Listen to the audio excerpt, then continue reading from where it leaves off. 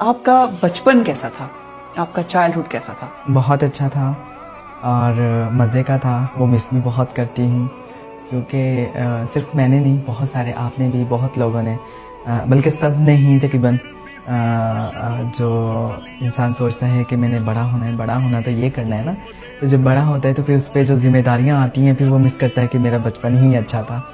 تو ایسے ہی لائک جیسے میں چھوٹی تھی تو مجھے پتہ نہیں تھا کوئی میرے بارے میں کیا سوچ رہا ہے، میرے بارے میں کیا بول رہا ہے، تو وہ اچھا لگتا ہے کہ میں ویسے ہی رہتی.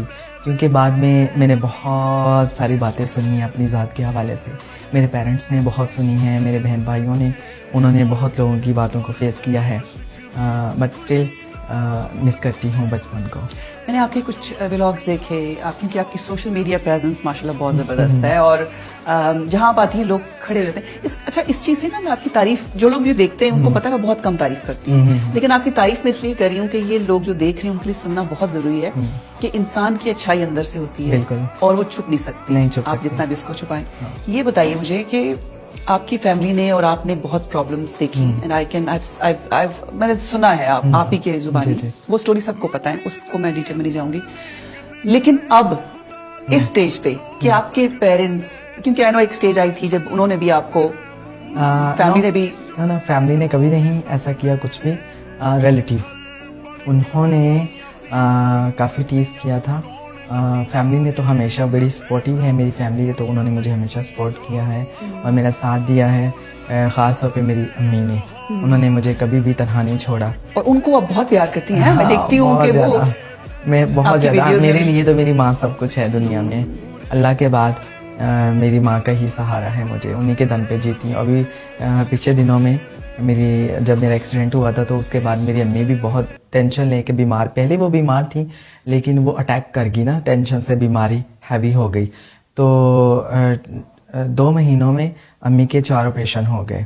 تو ایک کڈنی فیل ہو گئی اور ایک پہ وہ 25-30 ایسے وہ کام کر رہے.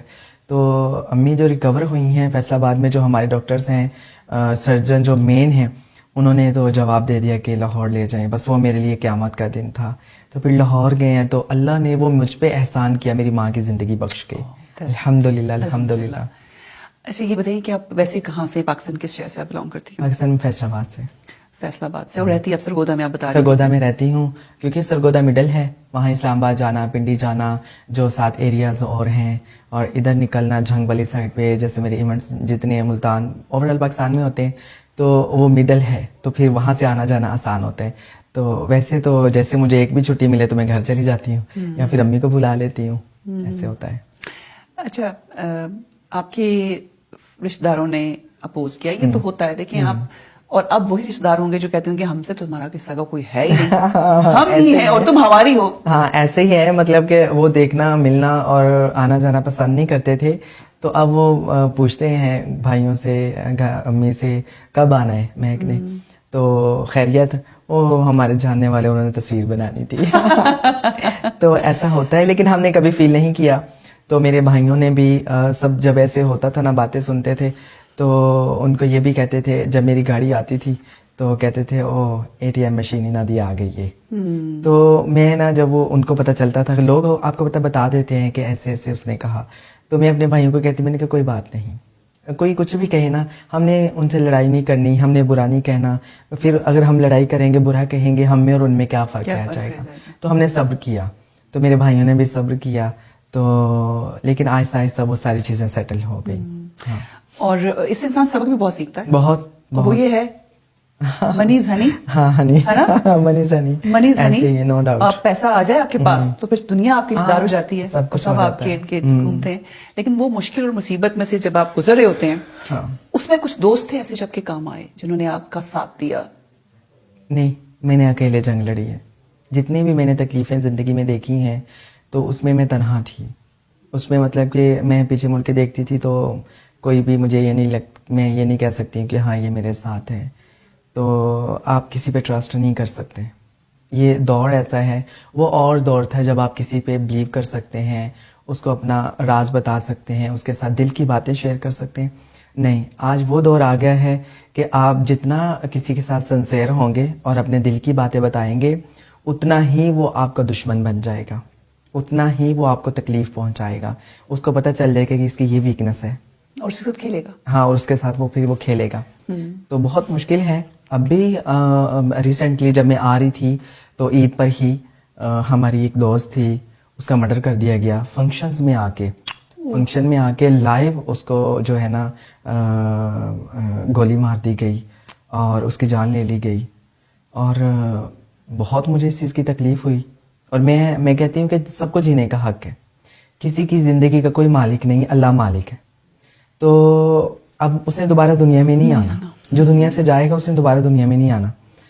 तो उसके वालिद को 1.5 साल हो गया, वो उसकी डेथ हो गई है. उसका भाई जो दूसरा है वो अब नॉर्मल है. उसकी 3 बहनें हैं और वो उनको कफील थी उनकी. हाँ, वो कफील थी और उसकी बूढ़ी वालदा है. तो वो उसकी जान लेके, जिसने जान ली, क्या मिला उसको?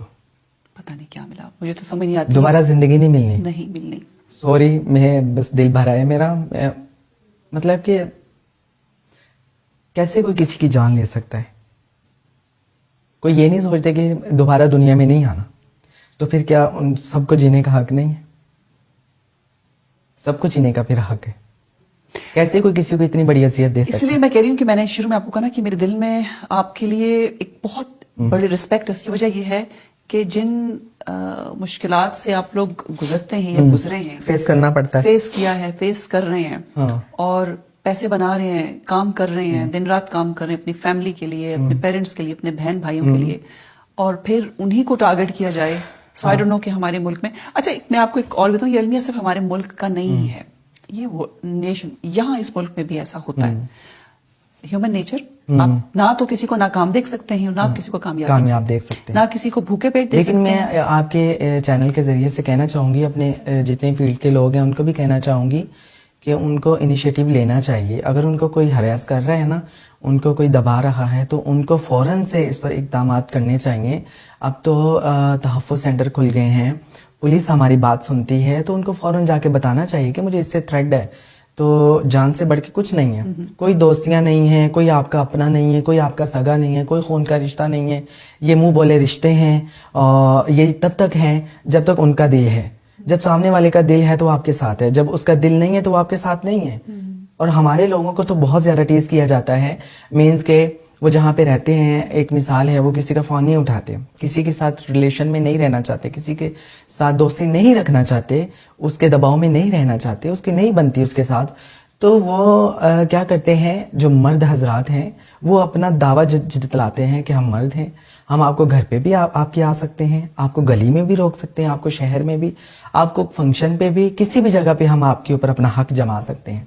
हाँ, तो लेकिन जब उनका दिल नहीं होता तो हमारे लोग तो कुछ नहीं करते.